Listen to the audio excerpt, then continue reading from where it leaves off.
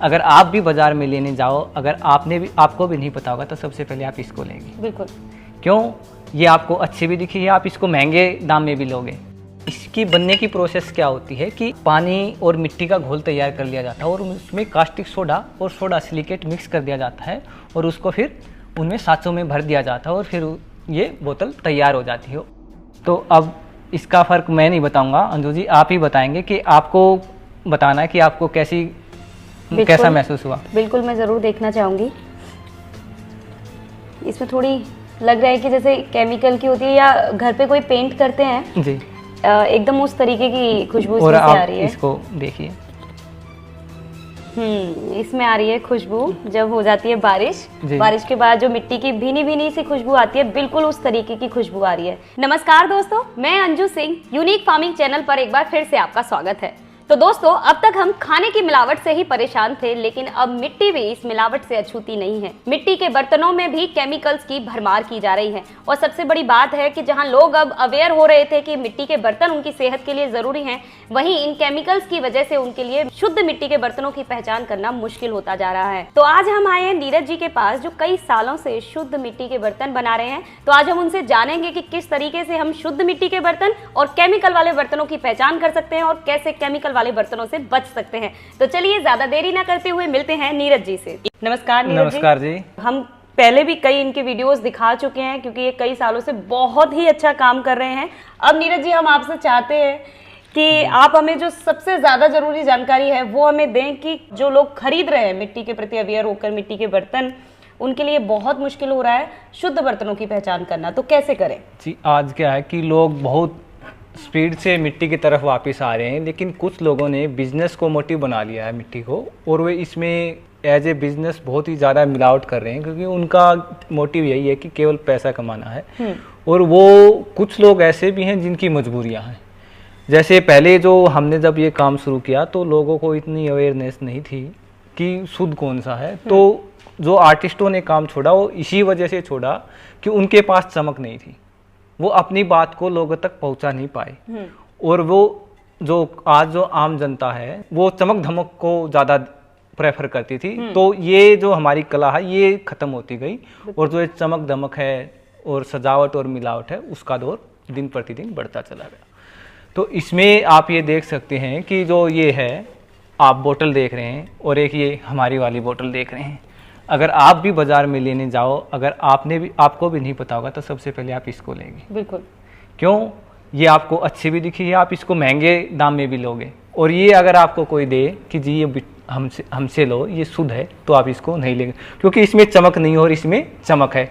और दूसरा कि इसको आप कैरी कर सकते हैं, केमिकल वाली बोतल को ये कैरी नहीं होगी। यही इसकी सबसे बड़ी पहचान है कि हाथ से जब कोई माल बनता है, कोई भी आइटम बनेगा, हांडी बनेगी, जग बनेगा, बोतल बनेगा, तो वो सेम साइज़ की नहीं होगी।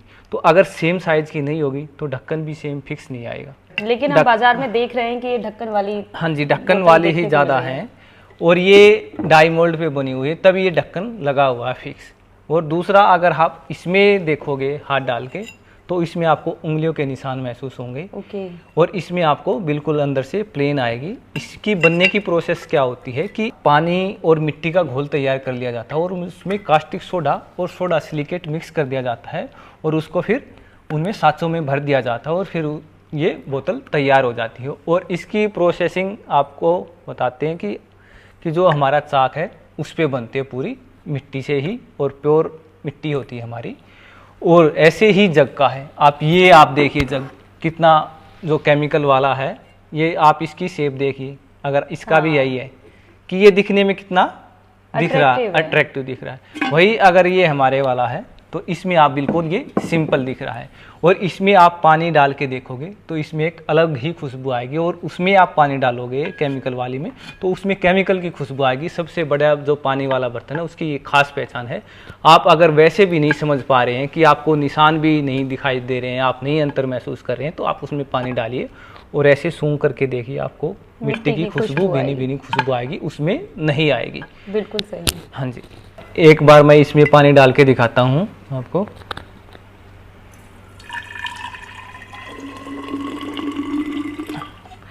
और एक बार फिर मैं इसमें पानी डाल के दिखाता हूँ।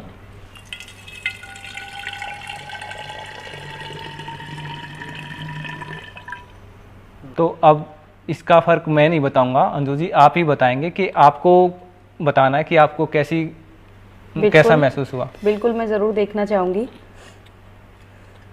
इसमें थोड़ी लग रहा है कि जैसे केमिकल की होती है या घर पे कोई पेंट करते हैं जी, एकदम उस तरीके की खुशबू और इसमें से आ आप रही है। इसको देखिए। इसमें आ रही है खुशबू जब हो जाती है बारिश। जी। बारिश के बाद जो मिट्टी की भीनी भीनी सी खुशबू आती है, बिल्कुल उस तरीके की खुशबू आ रही है। बिल्कुल सही कहा था नीरज जी आपने। जी। ये एक अच्छा तरीका है ये पहचान करने का कि कौन से बर्तन शुद्ध मिट्टी के बने हुए हैं। और इसमें जैसे ही हमने पानी डाला तो बिल्कुल मिट्टी में से भीनी भीनी खुशबू आने लगी और बहुत ही अच्छी खुशबू, और बहुत ही आसानी से इस तरीके से पहचान की जा सकती है। हाँ जी। और दूसरा, जैसे कि आप वो कढ़ाई देख रहे हैं, वो कढ़ाई आप देखिए और ये वाली कढ़ाई आप देखिए, इसमें आप फिनिशिंग देखिए कितनी ज़्यादा है और कितनी ज़्यादा चमक है। और हाँ जी, और इसमें आप देखिए इतनी आपको फिनिशिंग, चमक धमक और नहीं दिखेगी। दूसरी बात, इसमें हैंडल जो हैं वो प्लास्टिक के लगे हुए हैं और इसमें मिट्टी के ही लगे हुए हैं। तो ये आप देखिए कि मिट्टी के बर्तन बना रहे हैं, मिट्टी के हैंडल लगाना आसान है या प्लास्टिक के हैंडल लगाना आसान है, तो उससे भी अंतर साफ नज़र आ जाता है कि ये केमिकल वाले हैं। और दूसरा है कि साइज का, आप हांडिया देखोगे तो उसमें हर एक में ना ढक्कन में भी साइज थोड़ा बहुत छोटा बड़ा मिलता रहेगा। और कितनी भी सफाई की कोशिश कर लें, हाथ के निशान, कंकर वगैरह के इसके निशान रह ही जाते हैं। और हम लोगों को बोलते हैं कि अगर आप हमसे सामान लेते हैं तो कुछ न कुछ ऐसी बारीकियां आपको मिलेंगी, बिल्कुल आपको एज ए मेटल नहीं मिलेगी।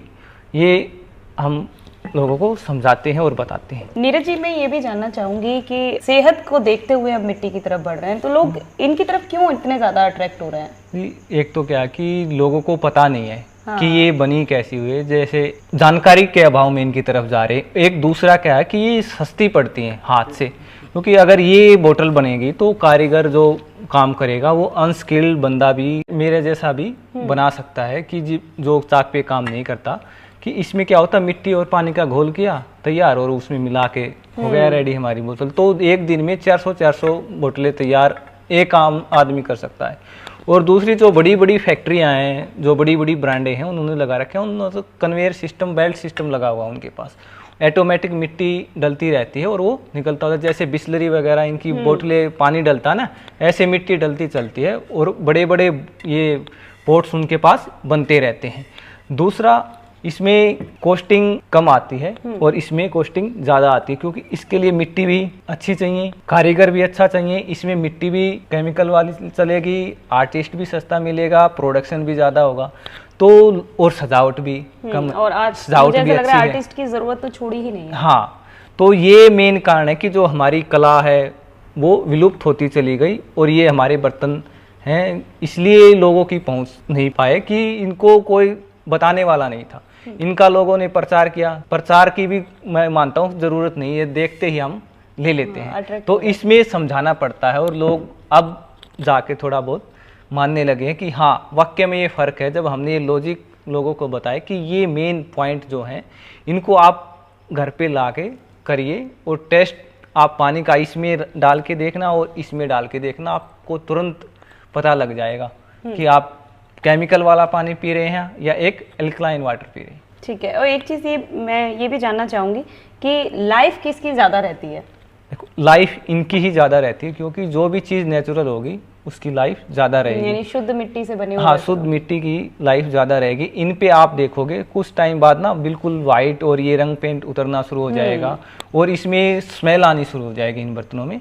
और इन बर्तनों में स्मेल की समस्या नहीं रहेगी, ये एज इट इज़ चलते रहेंगे। तो नीरज जी, कुछ लोग जानकारी के अभाव में इन बर्तनों को खरीद तो लेते हैं, तो क्या इनके नुकसान भी सामने आते हैं? हाँ जी, क्या है, इनके नुकसान ही नुकसान, इनका फ़ायदा कोई नहीं है। कि हम ये सोच के ले लेते हैं कि मिट्टी के बर्तन है, लेकिन ये टोटली केमिकल है और इनके परिणाम हमें कुछ समय बाद सामने आते हैं। और ऐसे ही शुद्ध मिट्टी के बर्तन है, अगर हम इनमें खाना बनाते हैं तो इसमें भी तुरंत फ़ायदा नहीं होगा, इसके परिणाम भी आपको बाद में मिलेंगे। इनके नुकसान मिलेंगे केमिकल वालों के, इनके फ़ायदे मिलेंगे। हमने ये सोच के लेते हैं कि हमारा जो पर्पज़ मेन था कि हेल्दी खाने का, वो तो हमारा इससे सोल्व ही नहीं हुआ।